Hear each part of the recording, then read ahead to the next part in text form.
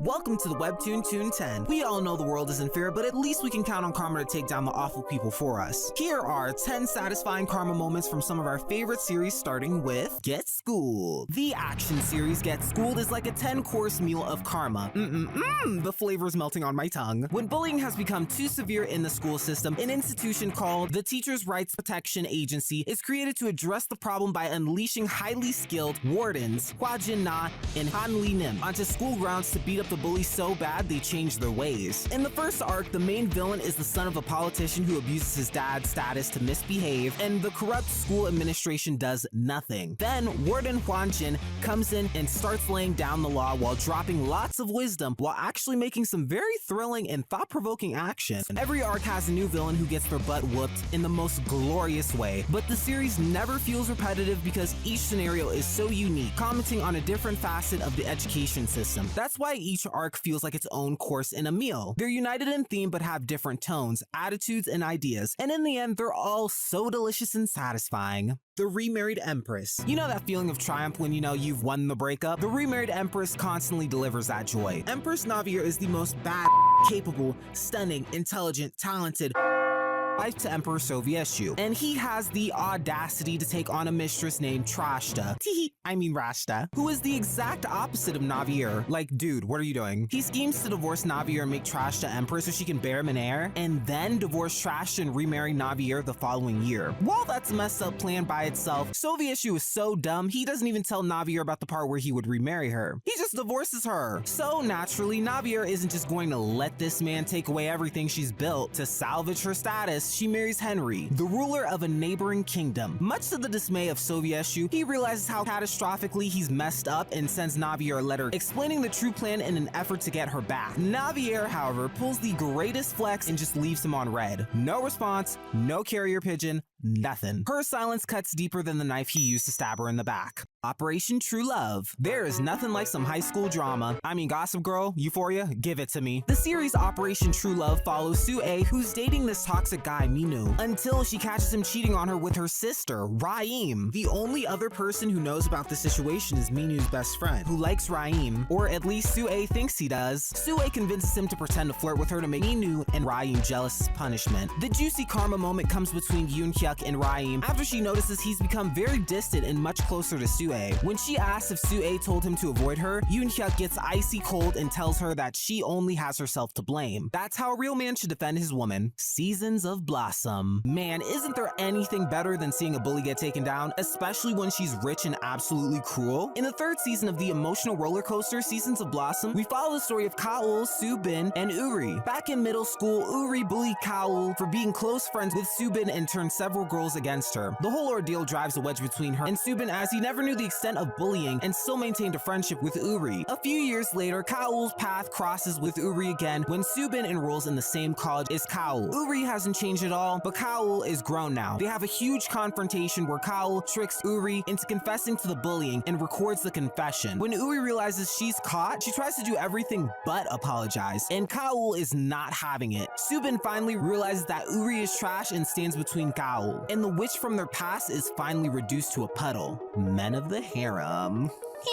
What goes around comes back around for sure in the series Men of the Harem. I know what you're thinking. Men's, harem, and karma? Where has this series been my whole life? So this series begins with a passionate romance between Royals, Latil, and Hyacinth. No, not Purple Hyacinth, but I love that series too. Hyacinth proposes, but then is called back to his kingdom to fight his brother for the throne. He vows to return, but cut to 2 years later, and Hyacinth is engaged to another woman. At his wedding, he privately reveals the marriage is purely political, and once he's stable on the throne in 5 years, he can divorce and marry Latil. What is with these emperors and these divorce schemes? Obviously, Latil is not very pleased about this and gains control of her own throne and starts a harem of men, because if emperors can do it, so can empresses. She sends out a decree welcoming the hottest, smartest, and most impressive men to apply. And of course, the notice just happens to land on Hyacinth's desk. It's the most perfect passive-aggressive way to say thanks, but no thanks. Tower of God. This moment got Tower of God fans pumping their fists. To reunite with his friend Rachel, Bomb begins to climb a mysterious tower that gets more dangerous at every level. As he makes his ascent, he starts to suspect that Rachel does not want to be found. She eventually betrays him, signaling their relationship is no longer as it was. Rachel solely desires to reach the top of the tower and see the stars, but her selfish actions immensely harms everyone around her. Understandably, Bam has a hard time accepting the change in character, but sometimes we have to move on. After finally being kicked down way too many times, he sees through Rachel's attempt to control his behavior for her gains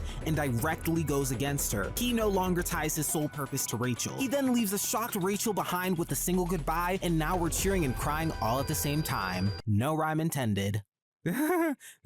Everything is fine. No one likes nosy neighbors, but in this dystopian series, everything is fine. You really can't trust those around you. In this bizarre landscape where everything looks a little too perfect and everyone has cat heads, Sam and Maggie are just trying to play the game like everyone else. The circumstances are cryptic, but following the rules will let them see their children again and possibly regain a normal life. The more upstanding you are in society, the more likely you are to escape, so people are constantly reporting each other for misdeeds. When Maggie feels like she's about to snap, she finds comfort in her neighbor Charlie, who is quietly rebelling against the authorities. Unfortunately, he is ratted out by Sam and Maggie's neighbors, Linda and Bob, and the police silence him forever. Was he silenced or silenced? To get revenge, Sam and Maggie frame Linda and Bob for murder by staging a gruesome scene, and while no one ever walks out of the series a hero, at least you get the occasional taste of justice. Go away, Romeo. Nothing pairs better with karma than female redemption. In this retelling of Romeo and Juliet called Go Away, Romeo, Romeo got Rosaline pregnant before dumping her and faking his death with Juliet. Under the impression that her cousin and lover are dead, Rosaline overcomes her grief and vows to raise her son as a proud single mom. Keep in mind, it's the 1400s, her parents, her household, and all high society think she's a shameful tramp. Blech. That's the sound of me vomiting. Her parents' awful treatment of her bites them back when she wins favor from Prince Aeschylus himself, as well as powerful allies by standing out with a clever entry at a royal competition. This was the first of many victories for Rosaline as she wins the hearts and minds of those around her. And of course, keep reading as karma's 100% coming for Romeo once he comes back. Marry my husband.